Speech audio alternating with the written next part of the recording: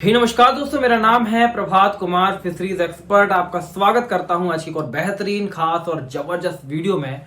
दोस्तों, आज के इस वीडियो में मैं उन सभी मछली पालकों के लिए कुछ इन्फॉर्मेशन लेके आया हूं, कुछ चेतावनियां या कुछ मैनेजमेंट के संबंधी कुछ टिप्स एंड ट्रिक्स लेके आया हूं, जहां पे यदि आप उन्हें सही ढंग से फॉलो करते हैं तो मछली पालन में आप अपना मुनाफा इंक्रीज कर सकते हैं। मछलियों के संबंध में होने वाली बहुत सी अप्रिय घटना, मछली पालन के संबंध में होने वाली अप्रिय घटनाओं को रोक सकते हैं। और ये जो आज का वीडियो है ये पूर्णतः संबंधित है इस बात से कि अभी जो चल रहा है वो जुलाई का माह चल रहा है। जुलाई का माह यानी कि बरसात की शुरुआत, लगभग 15 जून के बाद बारिश की शुरुआत हो जाती है। और अभी जो होता है वो समय होता है जब तालाब में पानी भरना शुरू हो जाता है और वहां पे मछलियों की स्टॉकिंग, मछली पालन करना, जो मछली पालन करने वाले लोग हैं वो करना शुरू कर देते हैं। ऐसे में किन बातों को आपको ध्यान रखना होगा, कौन सी चीजों को आप नजरअंदाज नहीं कर सकते हैं, इसके बारे में आपको बताने वाला हूं। तो यदि आप मछली पालन की शुरुआत करने जा रहे हैं या पहले से मछली पालक हैं जो मछली पालन कर रहे हैं, तो जुलाई का माह या बरसात की जो शुरुआत है वहां पे कुछ चीजों को आपको जरूर फॉलो करना चाहिए। यहाँ पे सबसे पहले मैं दोस्तों आपको बता दूं कि यहाँ पे इससे जो जुलाई की शुरुआत होती है, जुलाई का माह होता है, जुलाई और अगस्त का माह होता है, यहाँ पे एक्चुअली में क्या क्या किस किस तरह के जो सिनेरियो है वो देखने को मिलते हैं। सबसे पहली चीज ये कि जब बरसात हो रही होती है तो तालाब में दोस्तों नया पानी आकर भरता है। जब पानी नया तालाब के अंदर आके भरता है तो यही वो समय होता है जब पानी के अंदर बैक्टीरियल या माइक्रोबियल लोड बढ़ जाता है, जिसकी वजह से मछलियों में बीमारी आती है। दूसरी वजह क्या होती है कि बरसात का जो मौसम होता है वहां पे जो एटमॉस्फेयर होता है, वातावरण होता है, वहां पे आर्द्रता बढ़ जाती है और इसके साथ ही जो टेम्परेचर है वो फ्लक्चुएट होता रहता है। दोस्तों, आपने देखा होगा कि बरसात के मौसम में कभी भी एक जैसी धूप नहीं रहती है और मछली पालन के संबंध में जो सन लाइट है, जैसे हम धूप कहते हैं, उसकी एक बड़ी महत्वता है। बरसात के मौसम में अक्सर क्या होता है कि कभी बादल होते हैं आसमान में, तो कभी आसमान खुला होता है, तो कभी बारिश हो रही होती है, तो कभी बारिश नहीं हो रही होती है। कभी कभी ऐसा होता है कि लगातार 2 4 6 दिन तक बारिश होती रहती है। तो इस अलग अलग स्थितियों में हम मछली पालन जब करने जा रहे होते हैं तो हमको पता होना चाहिए कि क्या परिवर्तन होने पे क्या काम करने हैं और क्या काम नहीं करने हैं। इसी के संबंध में कुछ मैं आधारभूत आपको बातें और उसको करने के पीछे का क्या विज्ञान है वो समझाने जा रहा हूं। यहां पे दोस्तों जो सबसे पहली चीज है वो ये कि यदि आप तालाब में नया बच्चा स्टॉक कर रहे हैं, आप एक नए मछली पालक हैं या आपका तालाब अभी आपने रीस्टॉकिंग कर रहे हैं, पुरानी मछली आप पहले निकाल चुके हैं, तालाब को आपने फिर से प्रिपेयर किया है नया स्टॉक करने के लिए, आप फिंगरलिंग साइज की मछली उसमें स्टॉक करने जा रहे हैं, तो यहां पे आपको एक बात का ध्यान रखना है कि जो केमिकल फर्टिलाइजर्स होते हैं जैसे कि डीएपी हो गया, पोटास हो गया, यूरिया हो गया, इनका प्रयोग, या तो मैं ये भी कहूंगा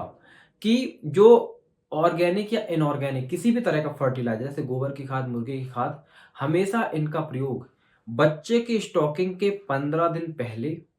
या तो 15 दिन के बाद, स्टॉकिंग के 15 दिन के बाद ही तालाब में करना चाहिए। उसी समय आप स्टॉकिंग ना कर, मतलब स्टॉकिंग के टाइम ही फर्टिलाइजर का यूज ना करें। यहाँ पे दोस्तों जो दूसरी चीज मैं आपको समझाना चाहता हूं, यदि आप एक मछली पालक है और मछली पालन करने जा रहे हैं तो बरसात के मौसम में अक्सर क्या होता है कि जब भी आप मछलियों के बच्चों की स्टॉकिंग करते हैं तो वहां पे इस जुलाई के माह में एक गलती क्या कर देता है कि कोई भी मछली पालक जो होता है जब बच्चे को स्टॉक करता है तालाब में तो बड़ा खुश होता है कि अरे मेरी मछलियां हैं, मैंने तालाब में उनको संचित किया है, अब मैं उन्हें अच्छा अच्छा खाना खिलाऊंगा ताकि वो तेजी से बढ़े। यहाँ पे आप गलती कर जाते हैं क्योंकि वैसे भी मौसम बरसात का है, सारी जो पैरामीटर्स होते हैं, फिजिको केमिकल पैरामीटर्स होते हैं, इवन बायोलॉजिकल पैरामीटर्स भी जो होते हैं हमारे कंट्रोल में नहीं होते हैं। तो यहाँ पे जब भी हम मछली को स्टॉक करते हैं तो इस नियम का तो विशेषता ध्यान रखा जाता है कि उनको आप इमीडिएटली खाने के लिए कुछ ना दें, क्योंकि जब मछली ट्रांसपोर्ट करता है बच्चा तो उनकी कंडीशनिंग होती है 24 घंटे पहले तक, जहाँ पर उन्हें भूखा रखा जाता है और उसका ट्रांसपोर्टेशन में भी अलग समय लगता है। और जब मछली को आप खाना देते हैं तो एक बच्चे होते हैं बहुत ज्यादा खाना खा लेते हैं जिससे कि उनका पेट फूल जाता है और मछलियां के बच्चे मरने लगते हैं। तो आपको लगभग 24 घंटे तक उन्हें कुछ खाने के लिए नहीं देना है और उसके बाद ही थोड़ा थोड़ा मात्रा में आप उन्हें खाना दीजिए। यहाँ पे दोस्तों जो तीसरी चीज है कि आपने बच्चा स्टॉक कर दिया है या बच्चे स्टॉक करने के पहले या बाद में किसी भी स्थिति में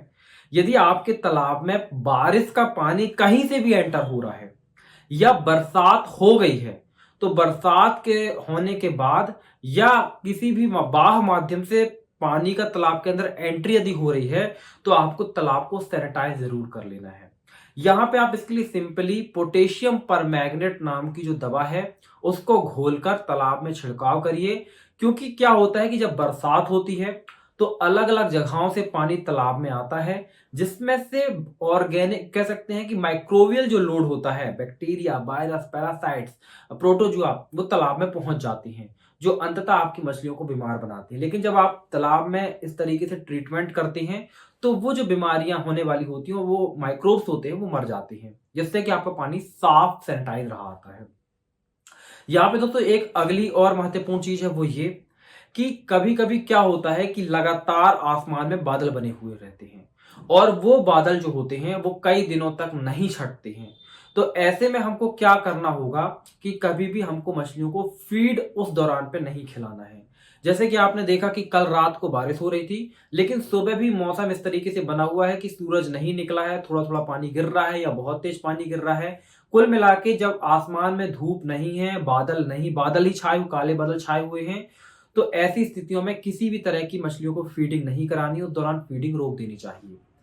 यहाँ पे और अगली चीज है कि इस तरह का जब माहौल बनता है तो जो आपके तालाब में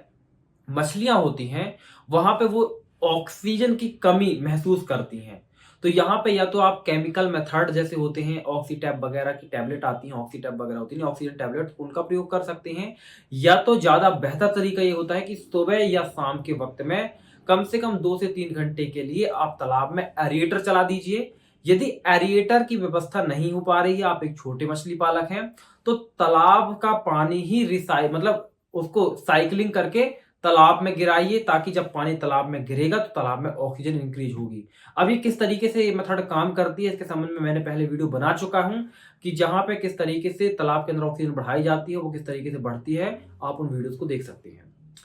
यहाँ पे दोस्तों एक चीज और मैं जो कहना चाहता हूं कि यदि बरसात का मौसम है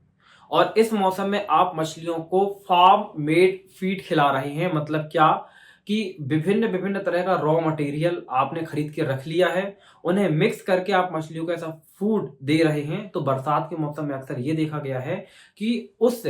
जो आपने रॉ मटेरियल मछलियों का फीड बनाने के लिए अपने फार्म में खरीद कर रखा है, उसमें कभी कभी कीड़े या सूक्ष्म जीव आ जाते हैं। तो ऐसे में आप उन्हें मछलियों को देने से पहले ट्रीट कर लीजिए। उसके लिए ये है कि उबलता हुआ गर्म पानी को आपको डाल के उसका जो घोल बनाते हैं, आप जो भी आप उसको मिश्रण तैयार करते हैं, उसमें गर्म पानी को डालकर घोल बनाना है, ताकि जो भी माइक्रोब्स या उसमें वो है गर्म पानी की वजह से डेड हो जाए, मर जाए। क्योंकि क्या होता है कि जो वो छोटे छोटे माइक्रोब्स हैं या फिर उसमें इल्लियां भी कई बार हो जाती हैं,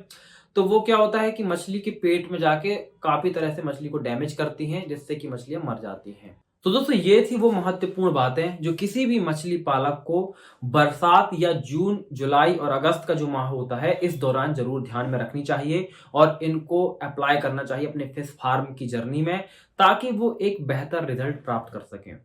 दोस्तों मैं आपको यहाँ पे बताना चाहता हूँ कि यदि आप मछली पालन के संबंध में एक हमसे जुड़कर एक कंप्लीट ट्रेनिंग प्राप्त करना चाहते हैं, आप हमसे सपोर्ट के साथ, हमारे सपोर्ट के साथ मछली पालन की शुरुआत करना चाहते हैं, तो आप हमारे 0 to 1 कंप्लीट फिश फार्मिंग के online training course with membership को ज्वाइन कर सकते हैं। इसकी एक मिनिमम फीस है। इसके बारे में विस्तार से जानने के लिए कि वो कोर्स क्या है, किस तरीके से काम करता है, इसमें आपको क्या क्या चीजें प्राप्त होंगी, वीडियो के नीचे डिस्क्रिप्शन पे जो आपको यहाँ पे टाइटल दिख रहा होगा, उस टाइटल पे आप क्लिक करेंगे तो आपका डिस्क्रिप्शन खुल जाएगा वीडियो का, और वहां पे आपको एक लिंक मिलेगी जहां से आप हमारे कोर्स पेज तक पहुंच जाएंगे, जहां पे आप इस कोर्स के बारे में डिटेल से जानकारी प्राप्त कर सकते हैं और वहां से इस कोर्स को ज्वाइन कर सकते हैं। यदि आप मछली पालन में एक सफल व्यक्ति बनना चाहते हैं, एक सफल मछली पालक बनना चाहते हैं, या फिर यदि आपको किसी तरह की समस्या हो रही है ज्वाइनिंग करने में, तो आप हमारे व्हाट्सएप नंबर में हमारे सेल्स एग्जीक्यूटिव से बात कर सकते हैं। हमारा व्हाट्सएप नंबर है 8815756881। दोस्तों मिलता हूं आगे ऐसे ही किसी वीडियो में, ऐसे ही किसी इंफॉर्मेशन के साथ। तब तक के लिए जय हिंद, जय भारत, वंदे मातरम।